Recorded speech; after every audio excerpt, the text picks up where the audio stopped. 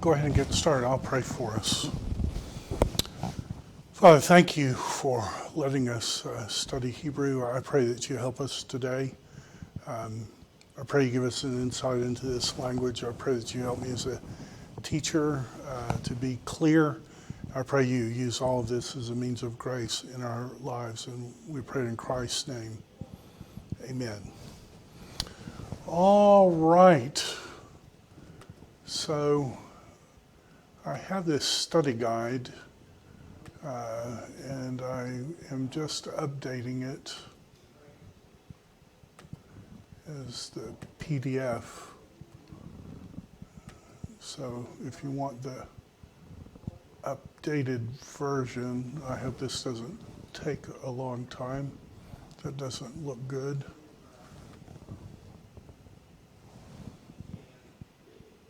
Not responding. There we go.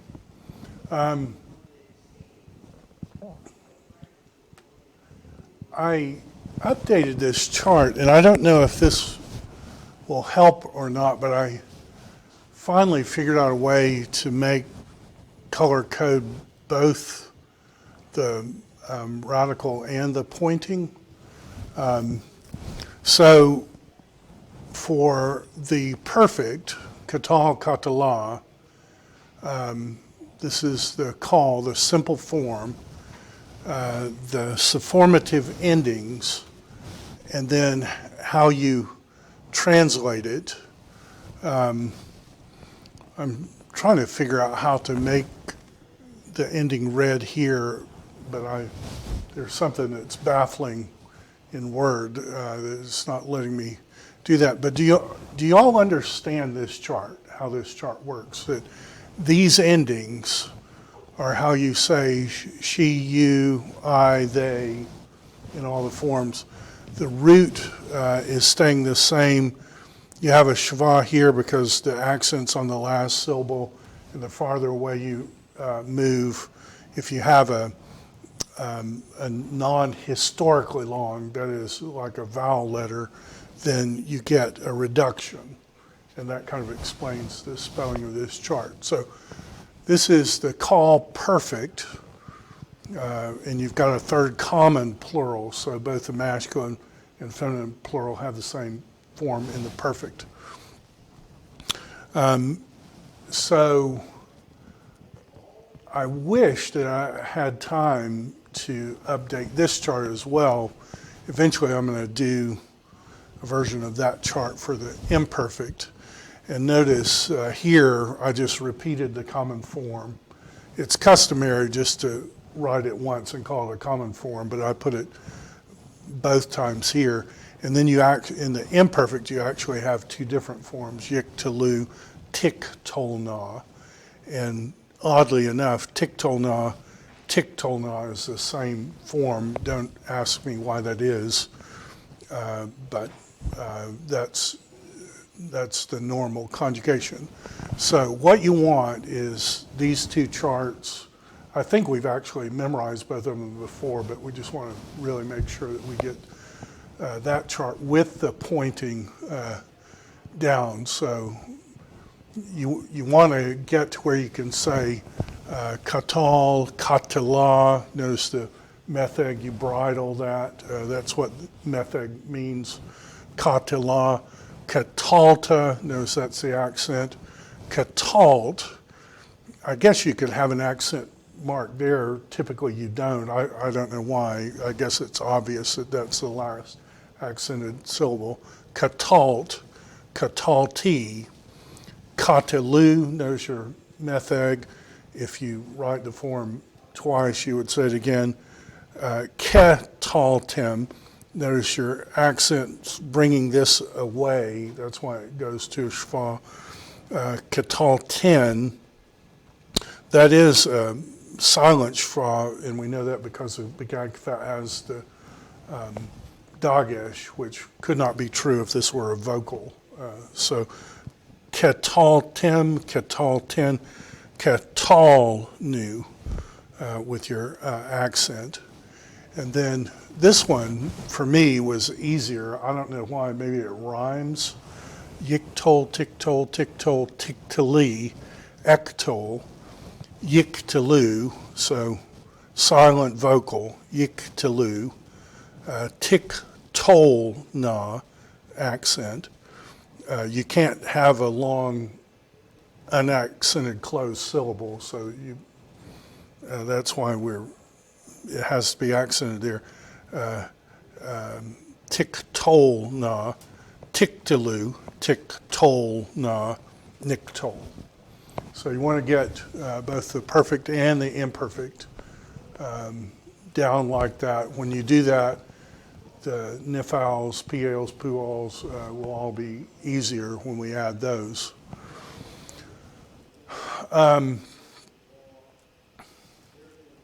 So for Wednesday, we'll look at 136 to 150. I may do a pre-video, but if not, we'll go over it in class. But our reading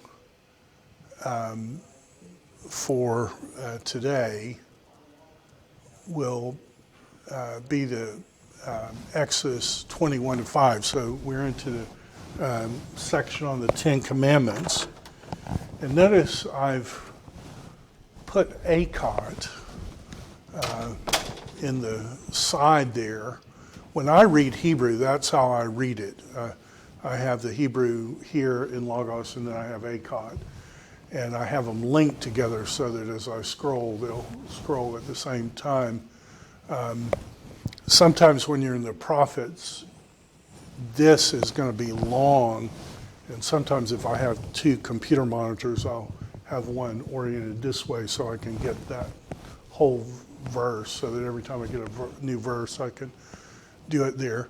But what we want to do is read this, and I just wanted to go through it together, and you tell me what you notice about any of this, and then I'll make some observations. What do you notice about verse 1? Yedivarei Elohim et kol hadevarim ha'ele lemor. So whenever you have the sof pasuk, those two marks together, that's always the period. So the end of verse 1. What do you notice about verse 1? Does anything jump out at you when you're looking at that verse?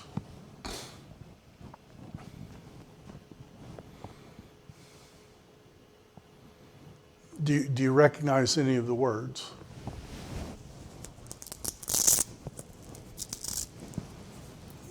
Or do I need to make it bigger? Would it be easier if it's bigger? I can actually probably do that, probably here. Exodus 21.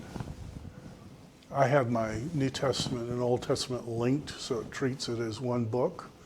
And then I have Zerwick and ACOT linked, and it treats that as one book. And so when I type it in, it knows Exodus isn't in the New Testament, so it automatically looks at the Old Testament.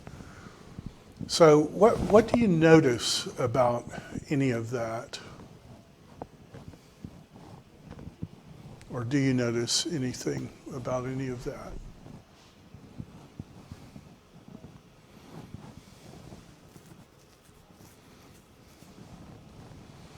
Do you recognize that this is from Davar, the word word, and the E makes it plural? Do you recognize that? And the Ha and the Dagesh, that's the word the. So Kol with the Makef is all the words. And then this is the word these. I think we've had that before. And in Hebrew, whenever you say these the words, it's the words, these.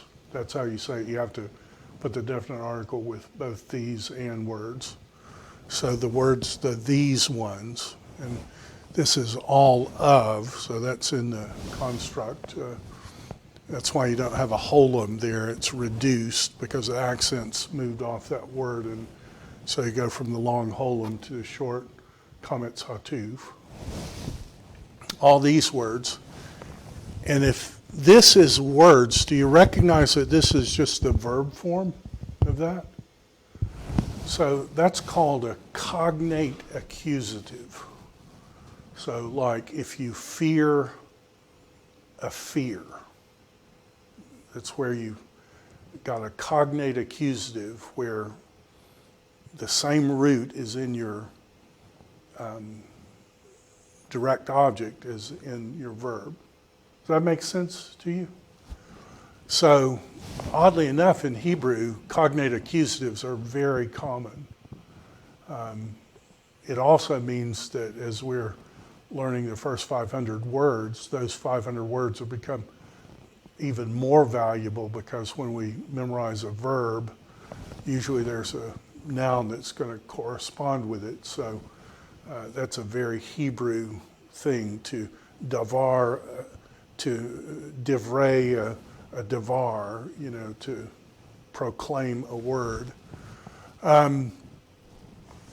I want to show you something else too, and I'm going through and updating our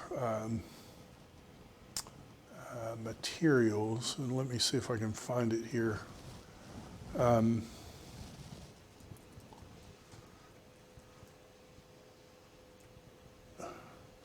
So this is a very helpful handout, and it took me forever to make it because it's hard to type in Hebrew and get spacing because you've got to orient it a different way from the English, but I was able to do it. But this is kind of the whole verbal system. So you've got call and the passive of the call, which is the nifal, the piel, which is the intensive, the passive of the piel, which is the pual, hifil, which is the causative, hofal, passive of the causative, and then hithpael is the reflexive. But this is the important part. Okay? Where do these words come from? Well, this used to be the paradigm word. It's the word do. So this is just the word simple, and I don't know if it's Aramaic or Hebrew. It's one of them. But call is just the simple form. So they're saying standard. But then all the rest of these names are just mimicking the old paradigm word. So a nifal, a piel, a pual, a hithpael, a hofal. So that's that Comet Satuf, the O class, short O class, not long A class, and the hithpael. The reason that this word isn't used anymore is because the middle radical is a guttural, and that makes this an irregular verb. And so you don't want to have an irregular verb as your paradigm because it's going to do irregular things. That's why it's changed to the word kill, unfortunately. But kill is totally regular, and it illustrates all the binyans. But if you understand what's going on here, the simple, the passive, intensive, passive, this is how you recognize it. So all under any radicals is going to be a call. And then you just add the endings that we learned. Katal, katala, katalt, katalt, katalti. Okay, how to do the same thing with a nifal, you're adding a noon to the beginning and a hierik, and then the all endings. So if you see a word katal and it's niktal, it's like, oh, that's a nifal.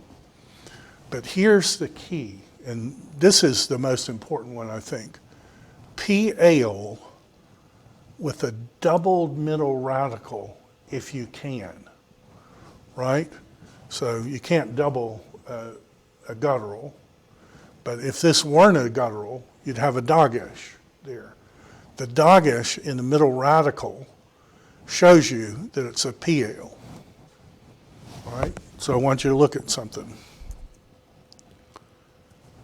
When we come to this word, va ye da ve, va ye da, doubling dagesh, there, what does that dagesh tell you that has to be?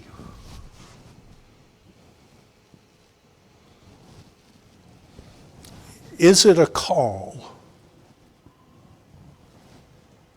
According to yiktol, tiktol, tiktol, tiktoli, yaktol? Or is it a piel with a doubled middle radical? It's a piel. So what is a piel? It's radicalized. Okay, so if the root is the same as this, maybe we would say like speak or something. What would this be? Declare, like look you straight in the eyes and say, this is important, right? Do you see how identifying a PL will be massively important to studying these texts? Obviously, I think the PL can be a little more generalized with this, but what a decent comparison to make would be between PL and imperative. Would that be a decent comparison? Yeah, it's, I mean, like,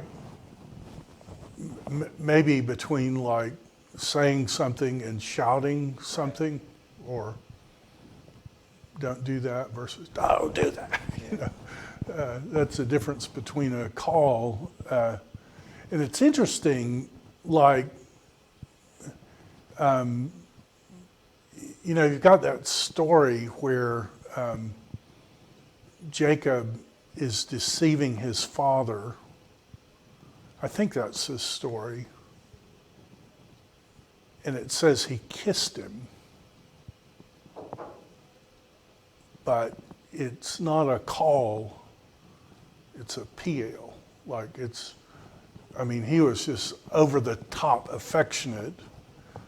And it's funny, in Greek, you have the same thing, like the word phileo can be like kiss, like the French people greet each other, you know, but then there's kind of this intense thing. So when Judas kisses Jesus, he doesn't phileo him, he cataphileos him, like he kisses the daylight, you know, he's trying to feign affection, but he's overdoing it, you know. And so you've got this nuance with a call and a PL that's very difficult to translate. And typically as English speakers, we just ignore the difference between a call and a PL, but it's not right that we do that. They had something in the language where when they put something in a PL, it was in a PL for a reason. And so when God speaks these words, he's not just saying them. He's like saying, you can bet your life on these words. This is really, really, really important. And I don't know how you translate that. I mean, do you footnote it and say, this is in the PL, which usually shows some kind of intent, and then you've got, you know, 1,000 footnotes in your translation? Or do you come up with a way to, you know, try to convey in English, you know, when God says he's going to bless us, it isn't in the call, it's in the PL. Like God says, I will bless the daylights, you know, but like you do that 1,000 times, it's going to get old, but I will intensely bless you or something.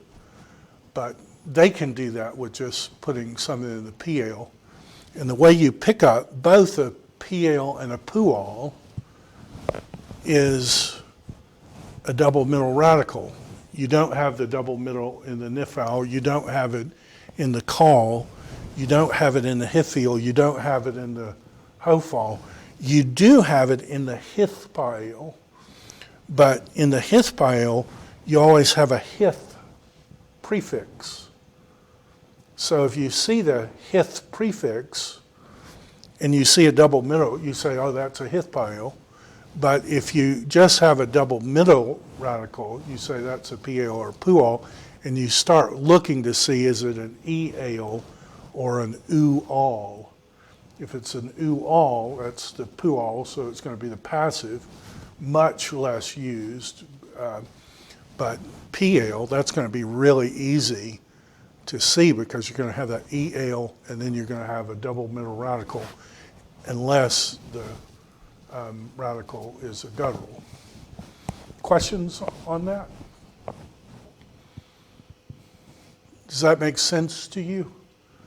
So I put this chart, if you go study guide 6 in the Dropbox, I updated that, and I don't know, I found that pretty helpful. And you can thank the Georgia-Auburn game because I was, or Georgia-Kentucky, because I was kind of doing that while I was watching the game too. So, Elohim PL declared et, so what is et?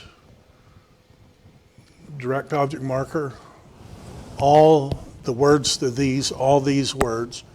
And then lamor is how in Hebrew you say quote.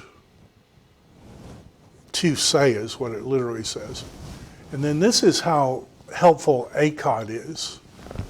This is a consecutive, a vav consecutive, so it's that where you're switching, you know, between perfects and imperfects in narrative. So this is a PL consecutive, imperfect, third masculine singular, and then Owen will give you the gloss of the RSV. So I don't always agree with the RSV, but he's giving you the RSV translation.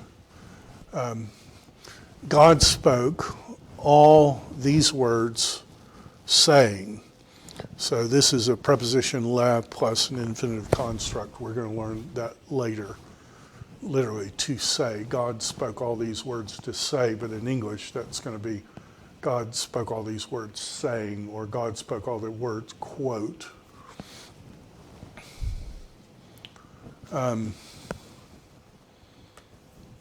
Then two, anarchy. What is anarchy? And I think you have to add the word am here, so that's typical Hebrew. We'll do that. I am, YHWH, your, singular, Elohim. What is the Esher? Vocabulary word from, what is it? Who? I'm the Lord your God, who. And then here we have a Hiphiel from Yatsah. This is a slightly irregular. They call this a third aleph. Third alephs do weird things, slightly weird things. It's a one yod, so they do weird things. So this is a totally weird verb. But the nice thing is, since we're using ACOD, they're going to tell us Hiphiel perfect from Yatsah, right? So once you start parsing these and you say, well, I think that may be a Hiphiel, you check here and see, am I right? And you are right. So what is a Hiphiel? It's Kal, Nifal, Piel, Pual, Hiphiel. So what is the Hiphiel? It's going to be that third one over on the menorah.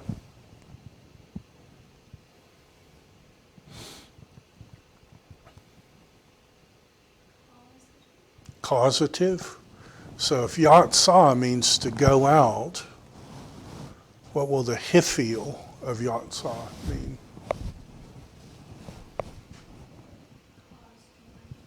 who caused you to go out, or in English we might say brought you out, who caused you to go out, you singular, and this is the T ending, so I caused.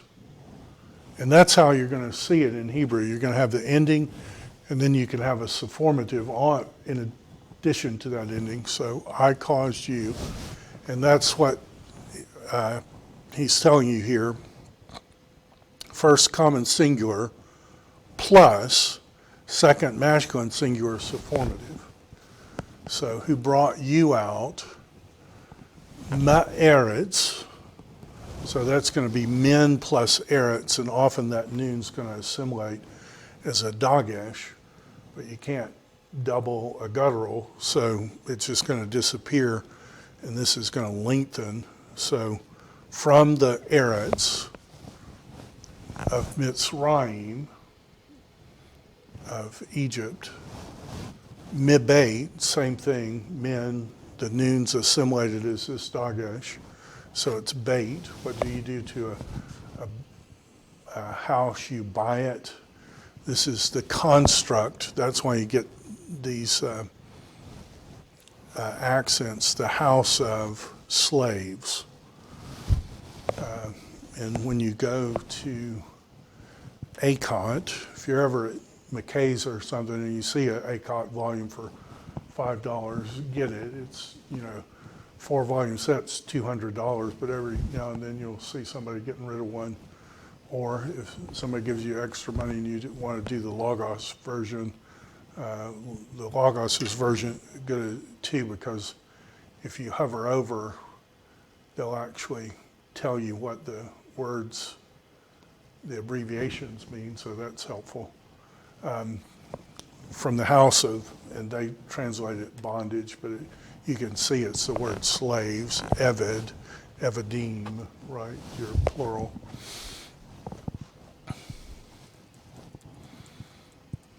So are you guys with me? What does lo mean? No. Not. Yeah. This is from haya. Haya is, and the yiktol, tiktol, tiktol, tiktoli, ektol. What would yeah be?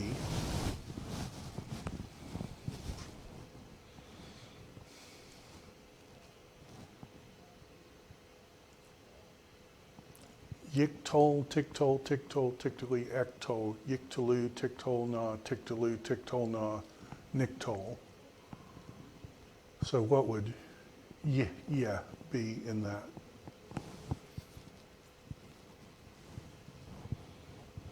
Do you see that it's a third masculine singular? And see, ACOT's going to tell us it's call imperfect, third masculine singular.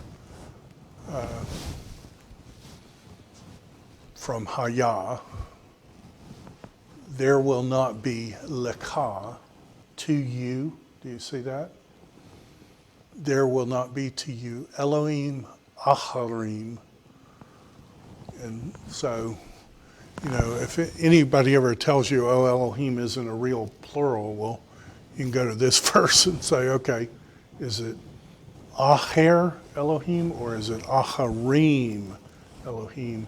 And acharim Elohim is other. And then notice how they're translating. I mean, Elohim is the word gods in Hebrew. It just we can't translate it that way, because then it would look like they're saying polytheism, and they're not doing that because of the verbs, at least when they're talking about the true God. Al panaya. So what is paneh, the vocabulary word? Face. And this is the word, first common singular, and that's how you make this word plural. So upon my faces. Usually translated before me, but in English that sounds like, you can have another God as long as God's higher. But in Hebrew, it's actually saying, anywhere I can see, I don't want there to be another God in your life, other gods. So what are those blue letters? A, and B, and did we have any up here? Yeah, that A. What are those blue letters? So it turns out they're textual variants. So this is a critical apparatus, and it's saying that the Septuagint and the Vulgate both presuppose kurios, which is YHWH. So in the Septuagint it says kurios declared all these words, but all the Hebrew manuscripts read Elohim. Nice thing about Logos is you say, well, I'm not sure how good my archaic German alphabet is. And you say, well, okay, I'll just go over there and it'll tell me what the abbreviation is. But just to keep us humble, they'll do it in Latin because, of course, as any educated person, they're just assuming we already know Latin. So the version LXX 70, the Greek interpretation of the Septuagint, published by Rolfs in 1935.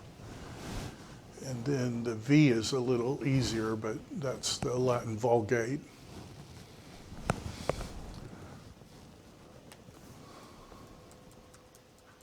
So what in the world is this? Whenever you have a letter, that's how they're telling you the variant reading has to do with both these words. So they're telling you it's a phrase. And then they're telling you there's a second textual variant here. So what are they? Well, A to A, the Septuagint, the Syriac, the Targum, I think that's Jerusalem and Pseudo-Jonathan, but we're going to check that, translates it, accept me. I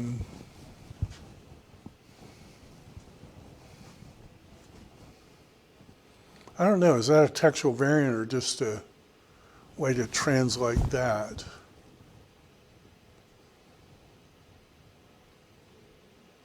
Lability is how you normally say accept me. When they put it in parentheses, they're saying this may be the case. Let's see what this actually says. Yeah, oh, that's Pseudo-Jonathan. Oh, and that's the Palestinian, so I had it backwards. So that's your Targum. That's Sperber's version. And then,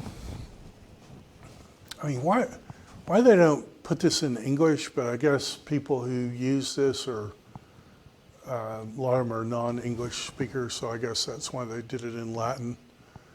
But what this one says, so A to A is all that. Then the second one says, so L. So sick in Latin is so.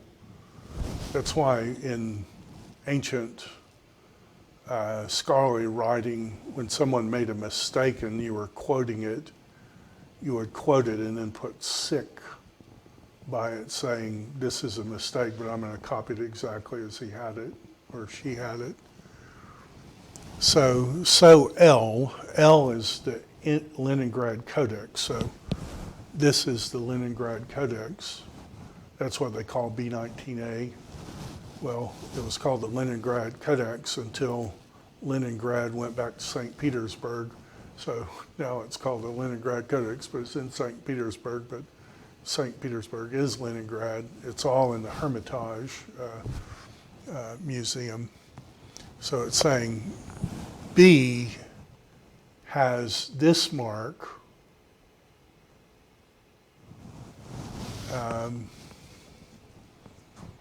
And this says many manuscripts. Would that be edit maybe?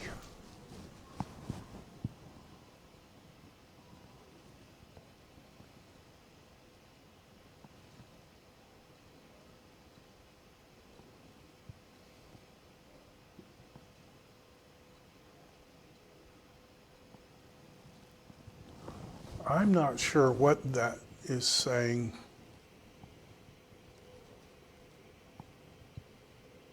I know that a lot of people treat this whole thing as a command, and maybe if you took that out, you would get that, but that's not what I thought that would be saying. I don't know. I can't. I'm not sure. Do you want to look at the actual manuscript and see?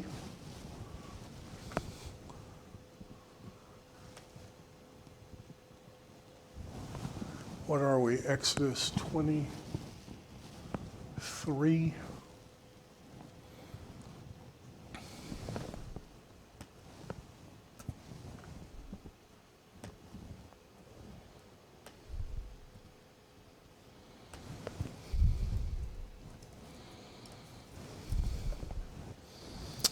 And then we want Leningrad. Wish I could make that thing go away. Okay. And what do we need? 23. So right there. So I'm going to blow this up so we can see it. Options. Zoom level.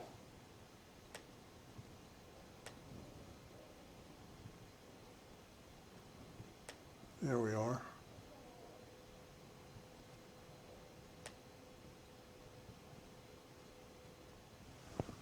So I guess that says not.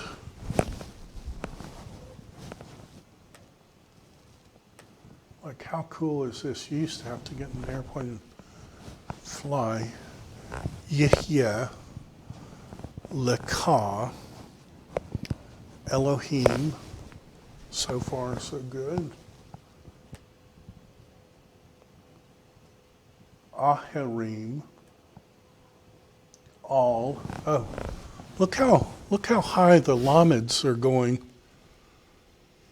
That's weird. That's higher than this space. All.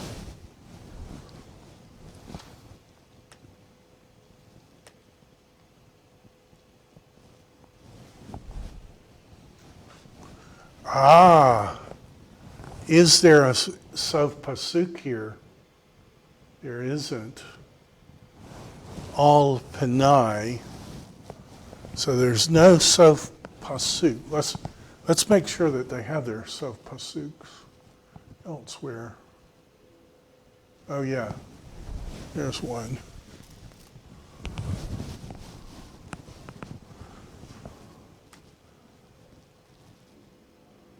Yeah, I don't see anything that could possibly be that. Do you?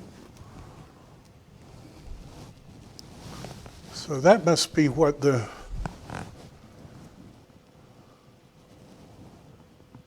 this is saying.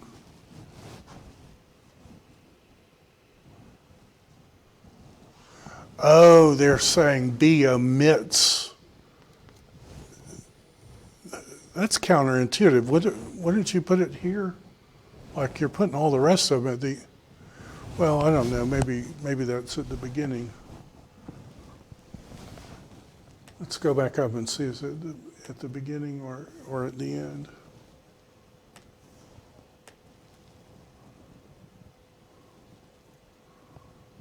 Yeah, you put it at the end of the word. I don't know. That would have made more sense if you put it here. Oh, that's what it's saying. Omit that. with L, but many manuscripts and editions have the Sof Pasuk here. I've always been confused about that because how you count the Ten Commandments is different. You know, like Catholics count it differently than Protestants. And like the Catholics have, you shall not covet your neighbor's wife as 9, you shall not covet your neighbor's house as 10. But to do that, they're joining, you will have no other gods, you will not make an idol. Protestants typically see that as 2, and then you will not covet your neighbor's wife, you will not covet your neighbor's house,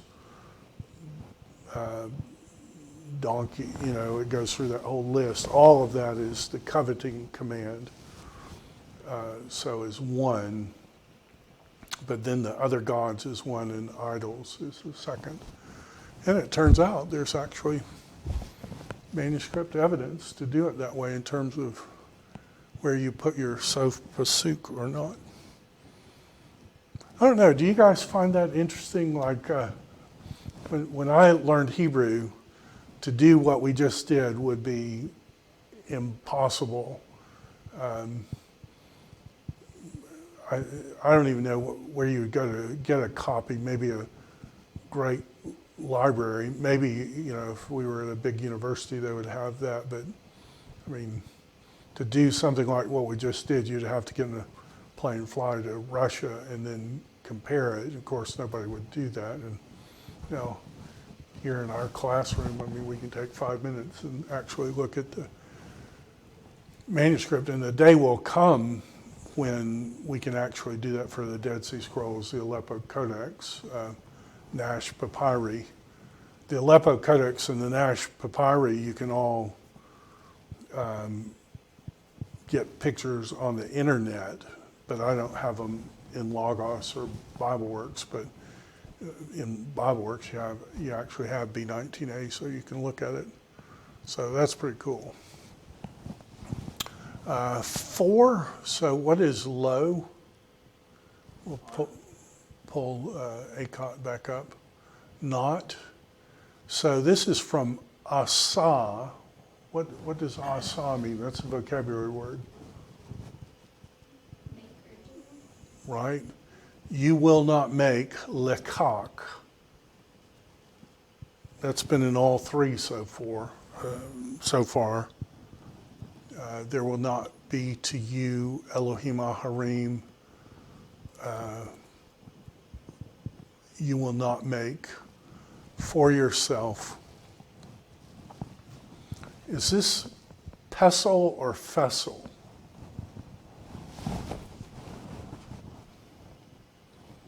So it's a begad kafat, but it doesn't have the dot. So is it pesel or fessel? What does the dot do to a begad kafat? Takes out the H. So does this have the H or not have the H? Has the H, so it's fessel. And you might say, well, if it's the beginning of the word, shouldn't it have a dot? Well, it should, but this word ends in an open syllable, and so the rule is it's a closed syllable, but because this is being counted as an open syllable, lekach, fessel. That's why you don't have the dagesh there. I never knew what these lines were for, and they're just helpful lines saying separate these words. Don't read them as one word, read it as 2 words.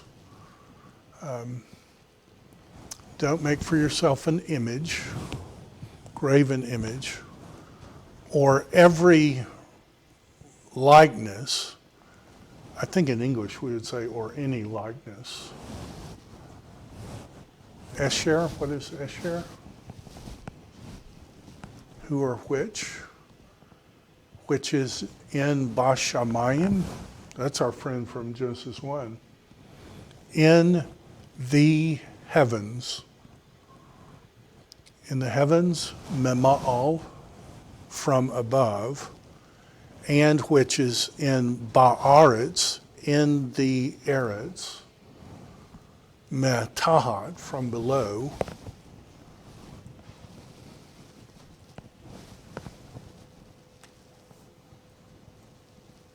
va'asher b'mayim, that's our friend. What is mayim? Water. In the water, metahat la'aretz, from underneath the earth. In heaven above, on earth underneath, in the waters underneath to the earth. What does the blue letter tell us?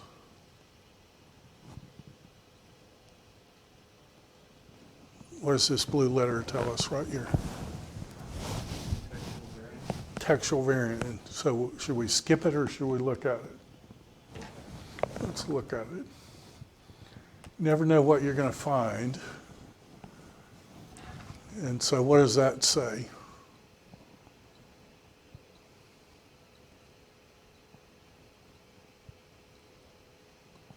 Oh, I think I'm understanding this finally.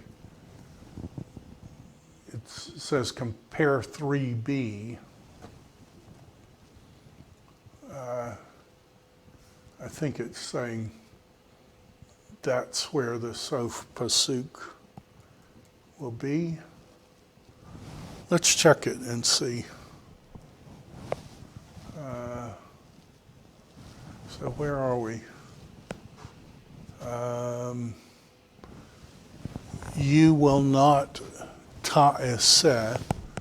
You will not make.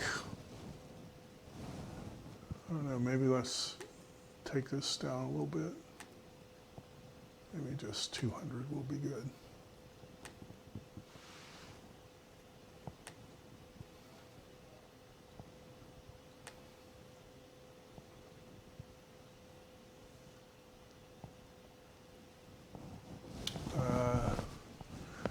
Notice how close these words are too. You don't get huge breaks. Not will you make for yourself fesel. Notice they don't have the dot, so you're being very faithful there.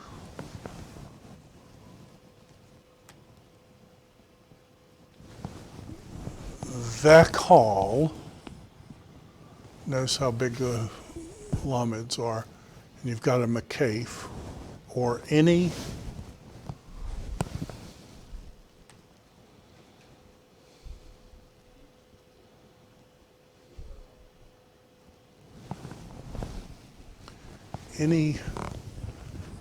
moon.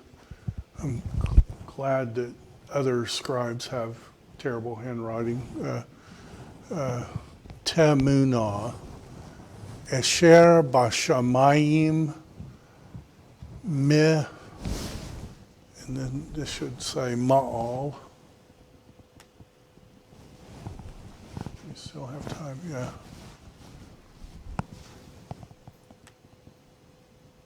Well, if we go down, I don't know. I don't see a Sof Pasuk there either. Although you do have that mark usually before.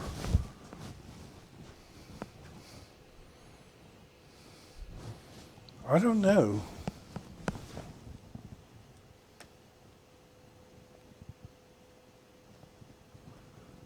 Let's go to a place where we're certain there's a Sof Pasuk.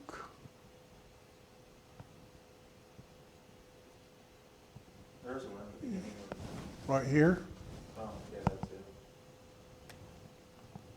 and right here. I mean, maybe they're doing 4, 5, and 6 as one verse. We're to the next column. Can you believe we're looking at a manuscript that's over 1,000 years old? It's in remarkably good shape for being 1,000 years old, isn't it?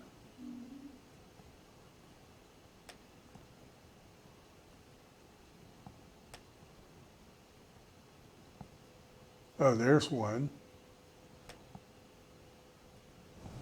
And there's one. Oh my goodness. They don't have a sauf pasuk at the end of 3, 4, or 5. It's just all one long sentence. Maybe that's what that's telling us. Well, I hope you have as much fun as this as I do. Thanks for your attention, and I will see you on Wednesday. We'll do quiz 11B, which is the vocabulary. So we got a freebie today since we worked hard on the midterm and had a break. So thanks.